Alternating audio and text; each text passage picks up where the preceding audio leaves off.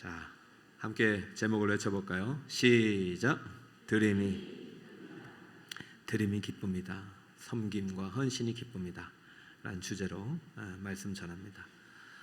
지난주까지 3주간 엘리야의 영성을 전하였고, 오늘부터는 다시 마태가 기록하고 있는 복음의 현장으로 돌아왔습니다. 성경은 두 글자로 복음입니다. 성경 안에는 복음이 담겨 있는데요, 가장 복되고 행복한 소식이 바로 성경 안에 있습니다.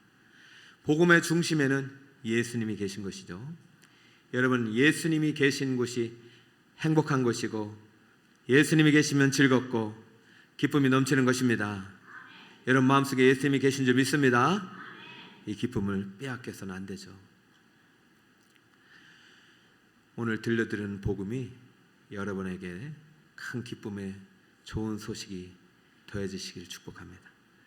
예수님께서 드디어 예루살렘으로 들어오셨어요. 성 안에 들어오셨어요. 몇 차례 오셨지만은 마지막으로 들어오신 거예요. 그런데 오늘 예수님이 들어오신 성 안에 예수님 때문에 큰 기쁨이 넘치게 되었어요. 9절에 보니까 우리 같이 한번 읽어볼까요? 시작. 앞에서 가고 뒤에서 따르는 무리가 소리 높여 이르되 호산나 다윗의 자손이여 찬송하리로다. 주의 이름으로 오시는 이여 가장 높은 곳에서 호산나 하더라. 할렐루야. 예수님께서 성 안에 들어가시자 호산나 호산나, 백성들이 호산나는 거예요. 호산나가 무슨 뜻이죠? 우리 찬양대가 간혹 호산나 호산나 찬양하잖아요. 이 찬양의 이 가사이기도 하지만은 호산나는요, 이 백성들의 최고의 감탄과 찬양과 즐거움의 표현이에요. 호산나가. 그런데 이 호산나는 사실은 백성들의 애환이 담긴 탄원의 기도이기도 해요. 자, 이 호산나가 어디에 나오냐면 시편에 나옵니다. 시편의 118편에 보면은 여호와여 구하옵나니 이제 구원하소서. 여호와여 우리가 구하옵나니 이제 형통케 하소서. 여기에서 따라해 볼까요? 이제 구원하소서. 한 번 더 따라해 볼까요? 호시아나. 그럼 빨리 읽으면 호산나가 되는 거예요. 알겠죠? 그런데 문맥을 보세요. 이제 구원해 주세요. 그럼 지금까지는 어떻다는 얘기예요? 너무 힘들고 아프고 고통스럽고 뭔가 구원의 손길이 필요한데 먹을 것은 없고 죽을 것 같고 자식은 말도 안 듣고 남편은 집 나갔다 안 들어오고 아니 아내도 안 들어오고 뭐 이런 경우는 없어야겠지만 이제 좀 제발 이것 좀 끝냈으면 좋겠다는 거예요. 우리 엘리야 영성을 통해서 고통이 끝나고 사망이 끝났으면 좋겠는데, 그래서 호산나는요 하나님께 구원해달라는 간절한 외침인데, 오늘 드디어 그 구원자로 그 우리를 구원하시기 위해서 누가 예루살렘 성 안에 들어오셨습니까? 예수님이 성 안에 들어오자 놀랍게 이제는 이 시편의 기도가 이루어졌다. 시편뿐만 아니라 오늘 살아가는 우리들의 이 고통 속에서 압제 속에서도 로마의 식민지에서 살아가는 우리들을 해방하러 오셨다 하니까 예수님이 오신다는 소식, 오셨다는 소식이 큰 기쁨이 된 거예요. 여러분, 오늘 예수님의 복음이 예수님이 여러분 안에 들어오신 줄 믿습니다. 여러분에게도 이 기쁨이 넘치기를 축복합니다. 할렐루야. 복음은 기쁜 소식이에요. 교회 오면 사실 기뻐야 돼요. 얼굴 찡그리고 왔다가 찡그러 돌아가는 곳이 아니라 귀하면 찡그리고 왔다가 얼굴 확 펴서 돌아가는 곳이에요. 우울증이 떠나가는 곳입니다. 병마가 떠나가는 곳입니다. 고통이 해결되는 곳이 교회예요. 왜냐하면 호산나 다윗의 자손 오신 우리의 구원자 예수님이 교회 안에 계시기 때문이죠. 근데 마태가 오늘 이제 이 기쁨을 기록하면서 특별히 이제 기쁨 속에 드려진 세 가지 헌신, 드림, 섬김의 내용들을 좀 이렇게 소개하고 있어요. 이것을 잘 이해해야 여러분의 기쁨이 지속되는 것이고 빼앗기지 않아요. 이 헌신의 내용들, 드림의 내용들을 그냥 지나가 보면 기쁨의 유통기한이 오래되지 않아요. 자, 어떤 드림들이 있는지 우리의 영속한 기쁨을 위해서라도 자세히 한번 살펴보겠습니다. 첫 번째 드림은요, 나귀 새끼 주인의 드림입니다. 자, 1절, 2절을 연속해서 한번 읽어볼까요? 시작. 그들이 예루살렘에 가까이 가서 갈람산 벳박에 이르렀을 때에 예수께서 두 제자를 보내시며 이르시되 너희는 맞은편 마을로 가라. 그리하면 곧 매인 나귀와 나귀 새끼가 집에 있는 것을 보리니 풀어 내게로 끌고 오라. 예수님께서 예루살렘 들어가시 전에 벳박에 이르르자 갑자기 두 명의 제자에게 특별한 특명을 내리셨습니다. 벳박에가 어딘지 좀 아셔야 되겠죠. 벳박에는 예루살렘 성과 베단이란 마을, 예수님께서 나중에 승천하신 그 근처거든요. 그 중간에 있는 덜 익은 무화과 집이라는 뜻을 갖고 있는 마을이에요. 그러니까 아직 예수님께서 성에 들어갔습니까? 안 들어갔습니까? 들어가지 않았어요. 들어간다는 소문은 자자해요. 근데 이 제자들에게 갑자기 가서 야, 내가 들어가기 전에 너희들이 먼저 가서 나귀와 나귀 새끼가 메인 게 있으면 그냥 풀어와라. 여러분, 예수님하고 같이 가면 풀어오기가 쉬워요. 근데 둘만 가면 이게 사실은 난감한 상황입니다. 왜냐하면 이거 갑자기 뭐 돈 주고 사오는 것도 아니고 남의 집의 것을 풀어라니 지금 아마 제자들이 좀 갑자기 당황했나 봐요. 그래서 예수님께서 3절을 덧붙이신 거예요. 만일 누가 무슨 말을 하거든 주가 쓰시겠다 하라. 그리하면 즉시 보내리라. 제자들이 이 말씀에 순종하여 이제 그 성 안으로 들어간 거죠. 그랬더니 아니나 다를까 나귀와 나귀 새끼가 보입니다. 그래서 그 나귀와 나귀 새끼를 풀어서 가져오라 합니다. 여러분 지금 이 상황이 이해가 되십니까? 여러분 제가 부목사님을 보내가지고 어느 성도님 집에 가서 냉장고 하나 들고 오너라. 그랬더니 목사님이 천정 뚫고 문 여니까 안녕하십니까. 자, 냉장고를 막 들고 있어요. 여러분 상황이 어떨까? 이게 뭔 상황인가 말이죠. 다짜고짜. 그래서 이제 마태는 이제 소개를 안 했지만은 누가나 마가복음을 보면은 그 집 주인이라고 추정되는 집 주인이 무릉도에 이렇게 15장 마가복음으로 볼게요. 거기 서 있는 사람 중 어떤 이들이 이르되 이 중에 이제 주인이 있다고 누가는 얘기해요. 나귀 새끼를 풀어 무엇하려 하느냐 하며 이것은요 궁금한 게 아니라 당황한 거예요. 이 주인도 아니 갑자기 잘 있는 내 나귀를 지금 풀어가지고 가져가려고 하는 거예요. 지금 뭐하냐 이 말이죠. 그랬더니 6절에 제자들이 예수께서 이르신 대로 말했습니다. 예수님께서 아까 뭐라고 말하라고 했죠? 주께서 쓰신다 하라. 다시 한번 주께서 쓰시겠다 하라. 그 말을 했어요. 그랬더니 이 주인이 허락했습니다. 할렐루야. 저는 이 주인이 지금 누군지 궁금해요. 근데 이 주인의 이름은 안 나왔는데 이 주인이 왜 허락했을까요? 이미 누가 오신다는 소식이 들려졌어요? 예수님이 오신다는 소식이에요. 그분은 다윗의 자손으로 오신 우리의 호산나 구원자예요. 시편의 기도의 주인공이에요. 그분은 이제 우리의 모든 것을 해결해 주시는 거예요. 내 고통도 이웃의 고통도 이제 이분이 다 해결해 주신다. 그러니까 이미 이 복된 소식이 그 안에 들려졌고 나귀 주인은 기쁜 마음으로 이 나귀를 드릴 수가 있었던 것이었죠. 여러분의 이 시간 어떤 마음으로 오셨나요? 여러분 예수님의 복된 복음이 여러분 안에 있고 예수님이 여러분의 구원자가 되시고 사망 권세 이기시고 부활하신 예수님의 부활의 나라에 나도 들어간 그 기쁨으로 오늘 나 예수님 만나러 가야지 하나님께 예배하러 가야지 하고 오신 줄 믿습니다. 근데 한 분은 주여 내가 말 사는 게 힘들고 고통스럽고 여러분 오늘 여러분의 표정을 보면은 어떤 분은 기쁨으로 예배를 드려 오신 분이 있는가 하면 어떤 분은 슬픔과 근심 가운데 오신 분들이 왜 없겠습니까? 그러니까 여러분 오늘 말씀을 잘 들으세요. 이 나귀 새끼 주인은 비록 자기 것이지만 주님이 쓰신다 하니까 어떻게 드렸을까요? 기쁨으로 드렸습니다. 예수님이 나의 구원자가 되신다는 그 마음을 가지고 기쁨으로 드렸습니다. 저는 이 주인의 드림이 우리 모두의 드림이 되길 축복합니다. 그런데 여러분 생각에 나는 나귀도 없어가지고 드릴 게 없다 하시는 분들 때문인지 몰라도 마태는 두 번째 제자들의 드림을 소개하고 있어요. 자, 6절을 한번 볼까요? 6절입니다. 같이 한번 읽어보세요. 시작. 제자들이 가서 예수께서 명하신 대로 하여 7절 나귀와 나귀 새끼들을 끌고 와서 자기들의 겉옷을 구에 얹음에 예수께서 그 위에 타시니. 제자들은 나귀와 나귀 새끼를 끌고 와서 누구의 겉옷을 얹었습니까? 자기들의 겉옷을 구 위에 얹었습니다. 예수님 이 겉옷을 타고 앉으세요. 왜? 겉옷을 안 앉으면은요 낙타가 뾰족해서 타기 쉽지 않아요. 성지순례를 가면 시내산에 올라갑니다. 시내산이 높습니다. 그러면 시내산에 올라가는 방법이 두 가지가 있어요. 첫 번째는 걸어서 올라가는 방법이에요. 상당히 오래 걸립니다.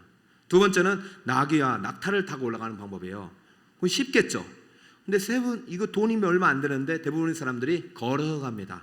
왜냐하면 나귀와 낙타를 타고 가는 것이 쉽지가 않습니다. 쉽지가 않아요. 그만큼 그게 불편한 거예요.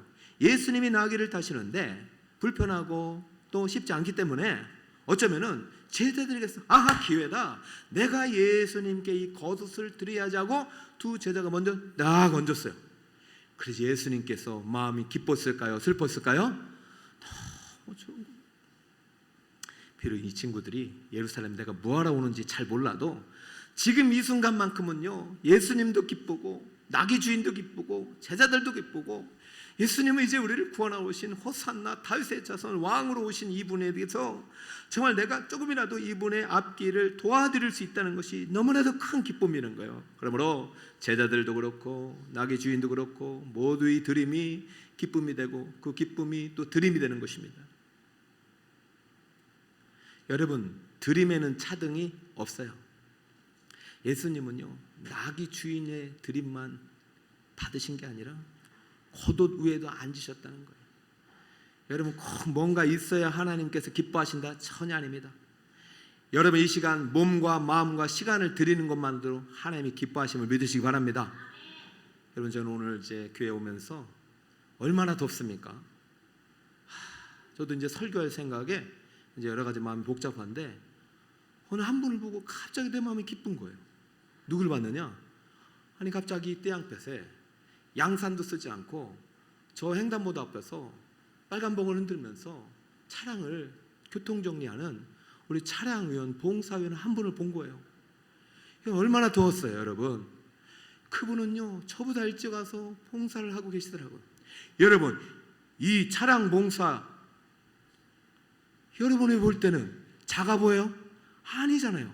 여러분 그 봉사하는 모습이 저한테 얼마나 큰 기쁨이 되는지, 그렇다면 하나님도 그 작은 섬김과 드림이 얼마나 큰 기쁨이 되겠습니까?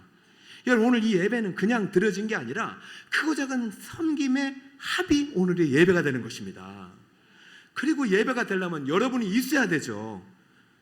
여러분이 지금 이 시간에 오신 이 몸과 마음을 드린 이 시간이 얼마나 귀한지 모릅니다.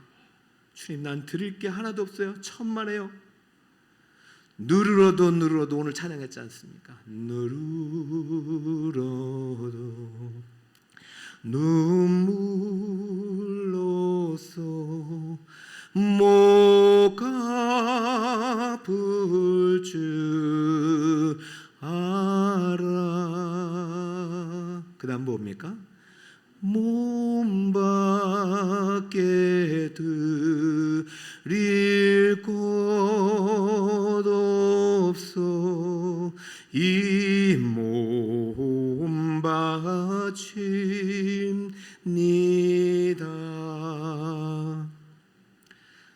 드림에는 차등이 없어요. 예수님은 나귀 주인의 드림도 기뻐하셨지만은 그 위에 얹은 작은 겉옷도 기뻐하시면서 받으셨어요. 여러분 오늘 이 자리도 귀한 자리입니다. 주님 앞에 기쁨으로 드릴 수 있는 여름이 되시기 바랍니다. 네, 아주 작은 것도 주님 기뻐하시는구나. 세 번째 무리들의 드림이 나오는데요. 8절을 같이 한번 읽어볼까요? 시작.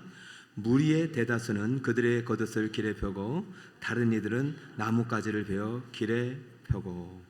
자, 예수님이 들어오신 이 순간, 온 성의 기쁨이 임한 이 순간 많은 사람들이 뭔가 예수님께 드리고 싶은 마음이 왜 없겠어요? 그런데 드릴 것이 없어요. 그러자 대다수는 무리들은 겉옷을 길에 펴니다.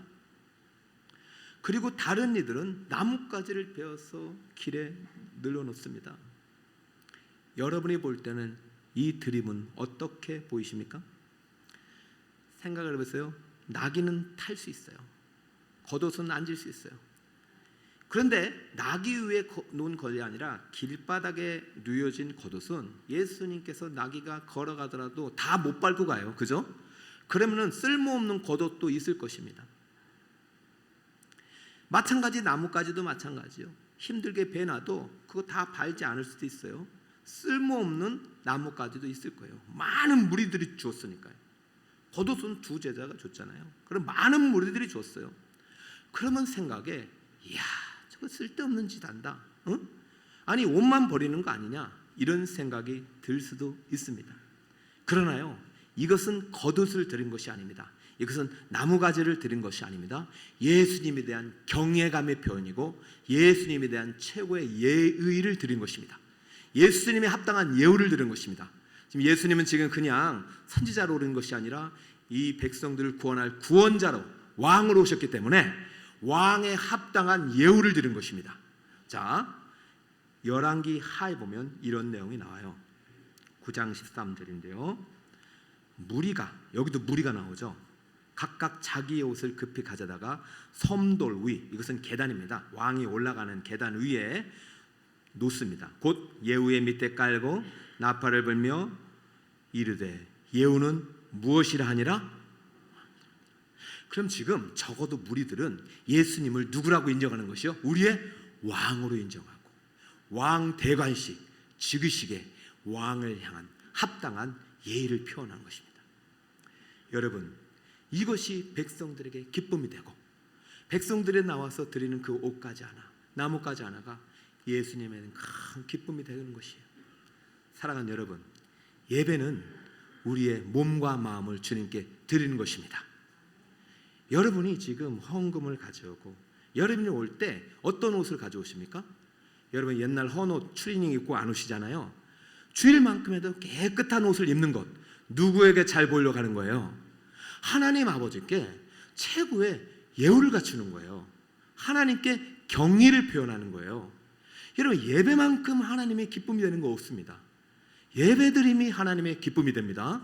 근데 예배 드릴 때 여러분 막 아무런 생각 없이 그냥 하나님에 대한 의식 없이 오지 않습니다. 정말로 하나님이 살아계시고 우리의 왕이 되시고 우리의 구원자가 되시고 우리의 참 아버지가 되신다면은 여러분 예배에 오는 이 모습이 달라지듯이 지금 백성들은 지금 예수님이 예루살렘 성에 들어오신 이 모습을 자기를 구원할 구원주뿐만 아니라 자기를 통치할 왕으로서 믿음을 드리고 경외를 드리고 예의를 드리는 의식으로서 옷을 깐 겁니다.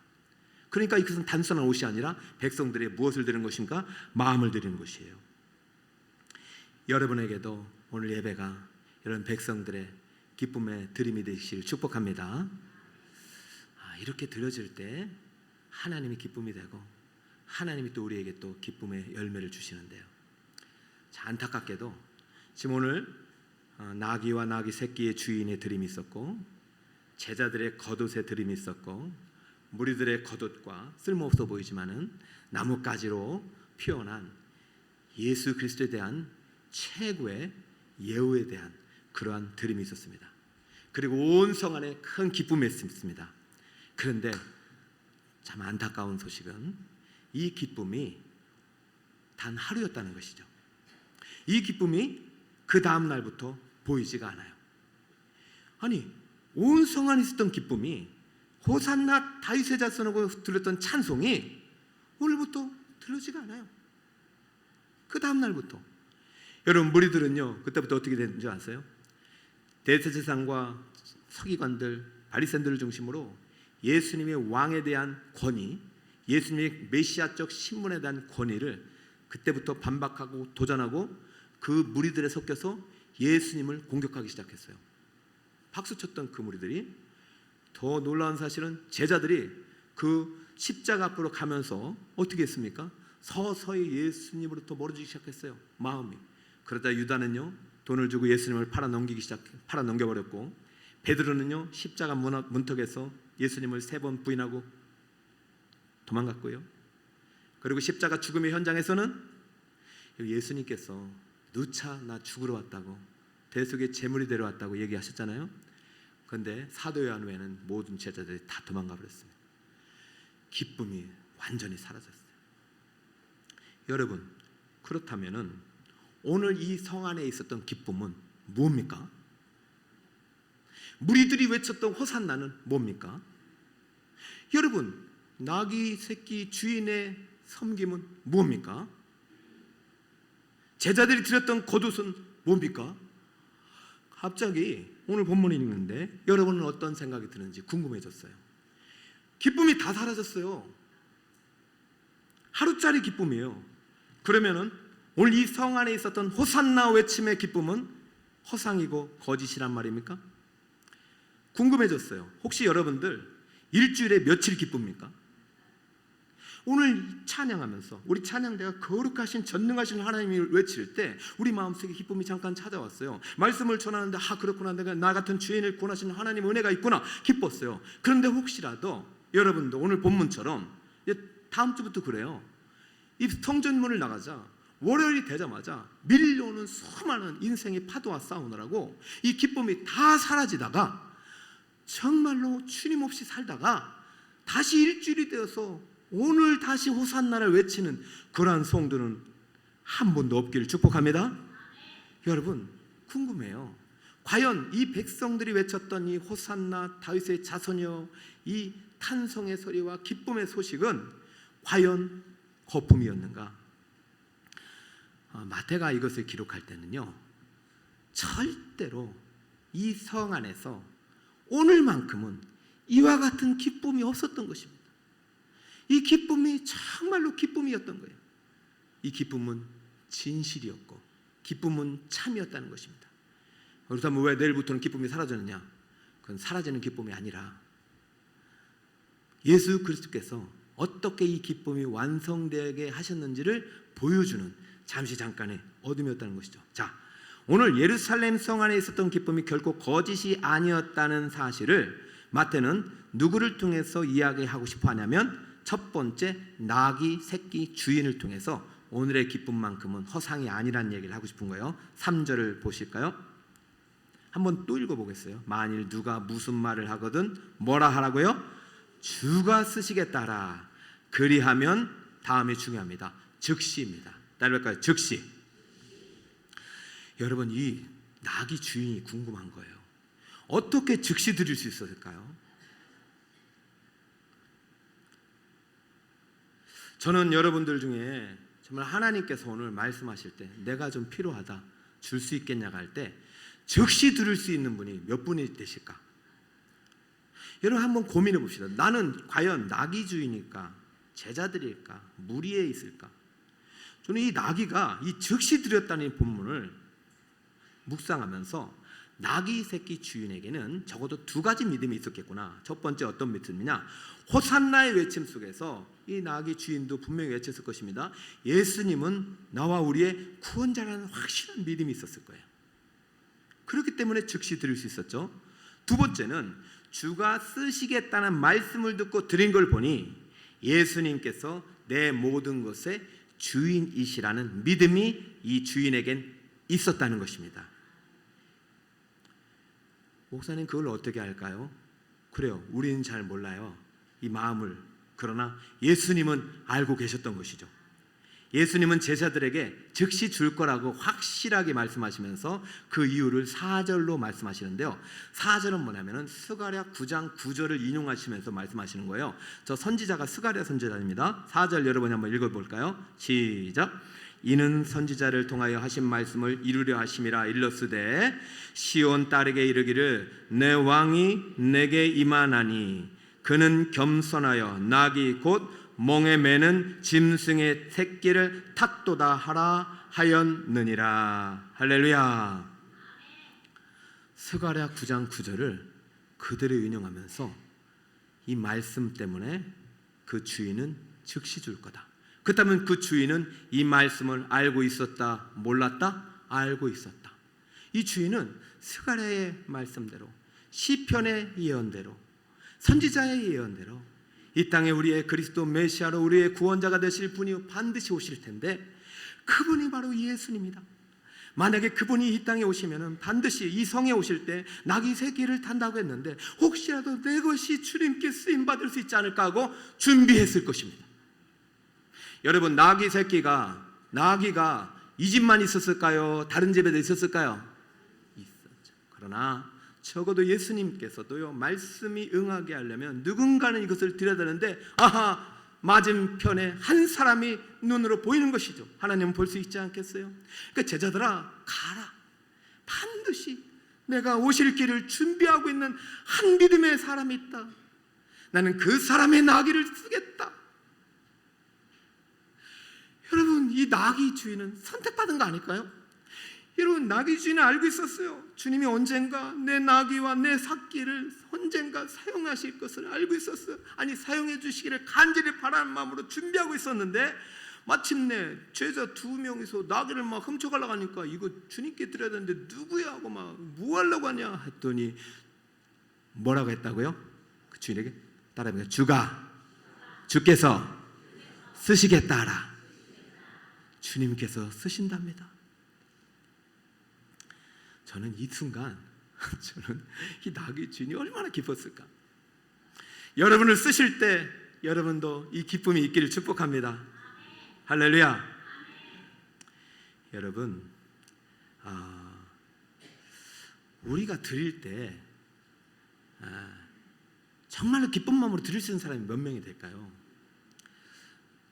우리가 주님께 헌신할 때 정말로 즐거운 마음으로 헌신하는 사람은 얼마나 될까요? 우리가 드리는 것은요, 감정이 기초가 되면요 얼마 못 들어요. 여러분, 오늘 일주일을 살아오면서 정말로 오늘 정말 기쁘고 즐거운 마음으로 예배에 올라오신 분이 몇 분이나 되실까요? 대부분 이제 구원해 달라는 그 외침 속에서 오신 분들이 많을 거예요. 이렇게 나귀 주인처럼 준비하다가 기쁨으로 드릴 수 있는 사람은 많이 없어요. 그렇다면 이 나귀 주인은 정말로 기쁨이 충만해서 드렸느냐? 아닙니다. 이 나귀 주인의 드림의 기초는 기쁨이 아니에요. 말씀에서 온 거예요. 믿음에서 온 거예요. 언젠가 주님께서 나를 구원하러 오실 것이고 언젠가 이 내 작은 나귀도 주님께 쓰이실 수 있다면 난 믿음으로 드리겠다는 것이지요. 기뻐서 드렸다기보다는 믿음으로 드리는 것이 더 정확합니다. 여러분, 우리의 드림과 헌신과 섬김이 감정에 기초하면 헌신할 날 얼마 없습니다. 헌신할 날 얼마 없습니다. 저도 이 설교 사역이 쉽진 않지만 제가 기쁨으로 설교 사역 준비하는 거 많지 않습니다. 믿음으로 준비하는 거예요. 오늘도 아침에 장례가 있을 수 있다는 소식을 듣고 마음이 좀 이렇게 또 불안한 거예요. 이분은 얼마나 또 슬플까? 장례 생겨 우리 일정은 어떻게 될까? 근데 제 마음속에 어떤 믿음이 옵니까? 죄와 사망에서 우리를 구원하신 예수 그리스도의 부활을 믿는 믿음이 있다면은 그 가정에 이 복음이 선포될 때 얼마나 큰 의의가 있겠는가? 난 이 복음을 전할 수 있는 기회가 되는 거잖아요. 그게 내 마음속에 다시 한번 확신이 있었고요. 또 비록 이 땅의 육이 땅으로 흩어질지라도 우리의 영혼을 구속하신 예수 그리스도를 믿는 믿음이 있다면 우리는 저 영원한 천국으로 들어갈 거 아닙니까? 그죠? 그러니까 이러한 놀라운 하나님의 복된 소식을 맡았으니 이 복음을 전해야 되겠다는 마음으로 서는 것이지요. 제가 즐겁고 기쁠 때만 설교하게 되면 365일 중에 52일 중에 몇 번을 쓰겠냐고요. 사랑하는 여러분, 여러분의 드림이 감정에 기초하지 않고 복음에 기초하시길 축복합니다. 분명한 것은 제사함의 기쁨이 이 죄와 사망의 나라, 이 세상에서 주는 부귀영화의 기쁨보다 넘어갈 때 여러분의 기쁨이 참된, 여러분의 섬김은 참된 섬김이 되고 하나님의 기쁨이 되고 영광이 될 수 있습니다. 여러분, 뭔가 주어서 드리는 것이 아니에요. 나귀와 나귀 새끼의 주인은 있기 때문에 드린 것이 아니라 말씀을 믿었기 때문에 드린 것입니다. 여러분이 제물을 드릴 때, 헌금을 드릴 때 있기 때문에 드리신 분이 사실 얼마나 되겠어요? 저 우리 교회 성도님들의 형편을 제가 잘 알아요. 그러니까 올라올 때마다 마음이 간절해져요. 있기 때문에 드리는 분이 어디 있어? 여러분, 정말로 헌금을 많이 하시는 분들 70, 80어른들이 정말로 많이 하시는 분이 많아요. 있어서 드리는 게 아니에요. 믿음으로 드리는 거예요. 죄사함 받은 기쁨이 크기 때문에 드리는 거예요. 그럼에도 불구하고 나의 구원자는 예수님이 때문이고 내 모든 것은 예수님 것이기 때문에 드리는 줄 믿습니다. 여러분의 드림이 감정에 기초하지 말고 무엇에 기초해야 된다? 복음에 기초해야 되고, 여러분이 기쁨으로 드리는 기 전에 믿음으로 드릴 때 그 드림이 하나님의 기쁨이 되고, 하나님의 기쁨이 되면 하나님께서 또 우리에게 더 많은 것으로 채워주신다는 사실을 믿으시길 축복합니다. 여러분, 드림이 기쁨이 되길 바랍니다. 오늘 이 본문을 똑같이 읽으신 분이 한 분 계셔요. 소망교회 장로님이시래요. 그리고 참존 화장품의 회장이시래요.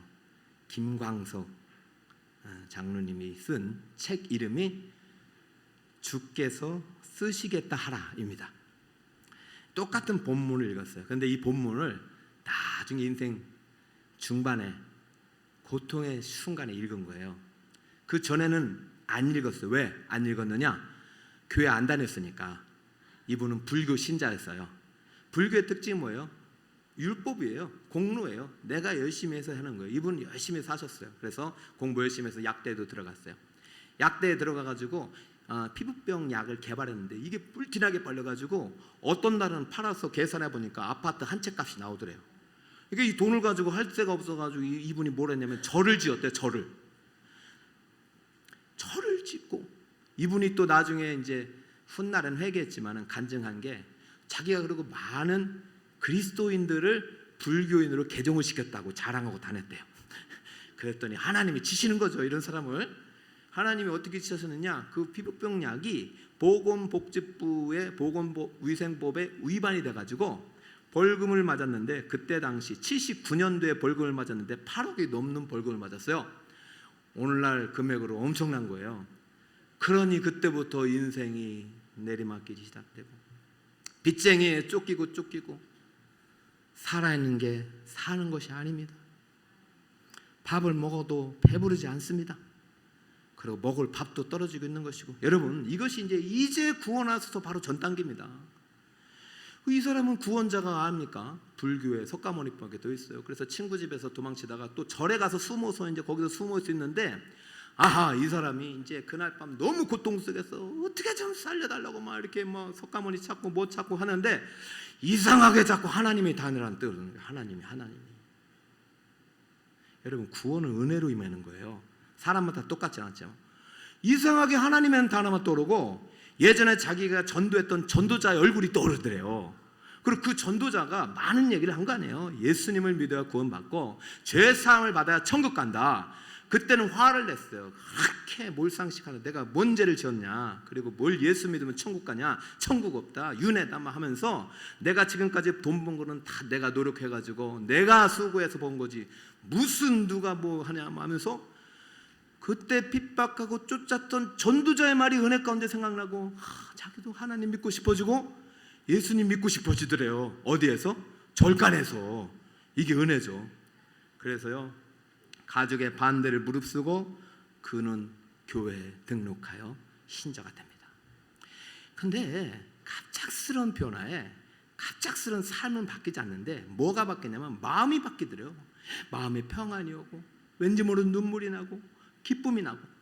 그래서 상황은 하나도 안 바뀌고 빚쟁이는 계속 쫓아오지만 그때부터 결심을 했답니다. 그래, 예수를 믿고 나니까 달라지는 게 뭐냐면, 내가 내 노력으로 사는 것이 아니라 은혜로 사는 것이구나.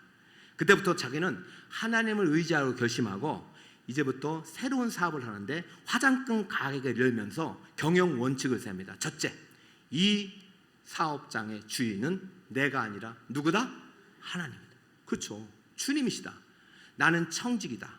둘째, 그렇다면 나는 주님께 무엇을 먼저 드릴 것인가? 지금은 돈이 없으니까 첫째, 시간을 철저히 드리겠다. 그래서 시간이 11조로 새벽 기도를 그때부터 계속 드린 거예요. 여러분, 시간의 11조 제일 좋은 방법은 새벽 기도입니다. 해보세요. 첫 시간을 드리고 출근해서 경영을 하기 시작합니다. 그 두 번째, 그래, 좀부터 물질이 싸니까, 물질도 누가 주신 거예요? 하나님이 주신 거예요. 이 물질이 하나님이라는 증거로 내가 물질의 11조를 철저하게 구별해 드리겠다 해서 한 번도 빠지지 않고 시간의 11조, 물질의 11조를 드리고, 또 한 가지, 그 시점에 그럼에도 불구하고 상황이 나아지지 않는데 이상하게 이 본문을 읽을 때 그때 이제 설교를 듣게 된 거죠. 이 말씀을 듣게 된 거죠.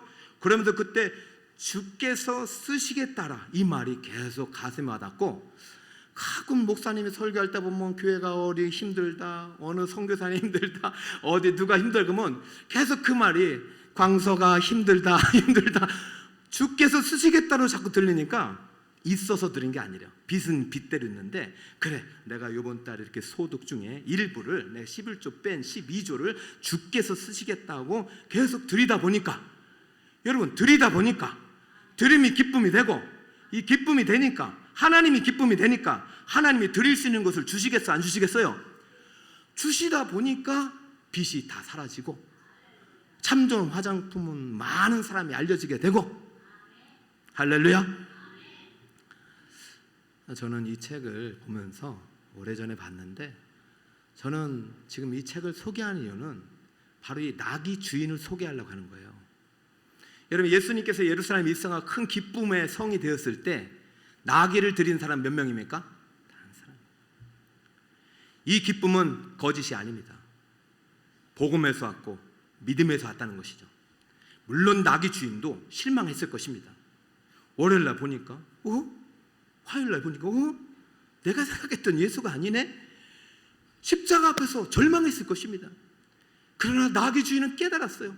예수님이 십자가에서 사망 것을 이기시고 부활하시고 성령을 보내서 성령께서 완성하신 복음의 복된 소식을 믿음으로 우리에게 가져다 주셨을 때, 그의 마음의 문을 열고 보혜사 성령께서 들어와셨을 때 얼마나 기뻤겠습니까?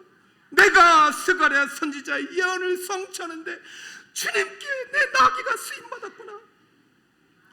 재미있는 사실이 뭔지 아세요? 나귀 엄마하고 나귀 새끼가 동시에 예수님께 왔어요. 예수님은 나귀 엄마를 탔을까요? 나귀 새끼를 타셨을까요? 나귀 새끼를 타신 거예요. 저는 이게 너무 고마운 거예요. 요즘 그런 말을 들으면 가슴 아파요. 목사님, 요즘 젊은 사람들은 다 큰 교회 가려고 한대. 시설 좋잖아, 프로그램 좋잖아요. 그래서 저는 이 본문들을 확신했습니다. 예수님은 작은 나귀를 타셨습니다. 여러분, 큰 교회 작은 교회가 이 세상에 어디 있어요? 다 주님의 피로 사신 교회입니다. 다 복음으로 세워진 교회입니다. 이것이 믿어질 때 우리 예배가 참 예배가 되는 것입니다. 저는 오늘 나귀 주인의 섬김뿐만 아니라 제자들이 드린 겉옷도 너무 귀하고, 백성들이 비록 밟지 않아도 자기 옷 덜어줄 때도 겉을 드리는 그 모습을 보면서 예수님도 같이 기뻐하셨다고 확신합니다. 비록 이 기쁨이 하루에 멈췄지만은 일주일 동안 예수님은 이 나귀 주인의 기쁨이 기초가 돼가지고, 예수님은 무엇을 드렸을까요? 예수님은 자기 몸을 대속 제물로 드리시고 이 기쁨을 부활 승리로 완성하신 다음에 다시 샬롬의 기쁨을 가지고 찾아오신 줄 믿으시길 바랍니다. 그날이 오늘 주일입니다. 할렐루야. 그 주님을 맞을 준비가 되셨습니까? 그렇다면 여러분, 오늘 뭐 돈 벌어서가 아니라, 여러분 뭐 자식이 잘 돼서가 아니라, 제사함 받은 영혼이 되어 영원한 천국을 유업하라던 믿음의 후손이 되어서 오늘도 믿음으로 이 시간 진정으로 주님 앞에 기쁨으로 찬양과 영광과 경배를 드리는 우리 성도 여러분이 되시기를 예수 그리스도의 이름으로 축원합니다. 할렐루야. 자, 마지막 따라 한번 해주세요. 복음을 믿을 때 드림이 기쁨이 됩니다. 할렐루야. 할렐루야. 성도 여러분 사랑합니다. 한 주간도 여러분이 어떤 모양으로 살아가도 여러분 안에 예수님이 계십니다. 예수님과 함께하는 모든 삶이 하나님의 기쁨이 되게 축복합니다. 이 믿음을 잃지 마세요. 호산나! 주님은 나의 구원자시다. 이제 내 고통은 끝난다. 이제 주님이 나를 구원하러 오셨다. 난 구원받았다. 주께서 쓰시겠다 하라. 주여, 이 물컵이라도, 주여 이 헌금 바구니라도 들 수 있어서 감사하고, 주여 이 이것도 드리겠습니다. 주여, 내게 이 어린 영아부 아이를 맡기시다니요. 주여, 어떻게 내게 이 목원들을 맡기시다니요. 내 몸과 마음을 주님을 위해서 쓰실 수 있다면 주여, 내가 기쁨으로 드리겠습니다. 믿음으로 드리겠습니다. 한 주간의 삶도 주님의 영광을 위해 드리겠습니다. 이 드림이 기쁨이 되고 기쁨이 드림이 되는 우리 성도 여러분 되시길 예수님으로 축원합니다.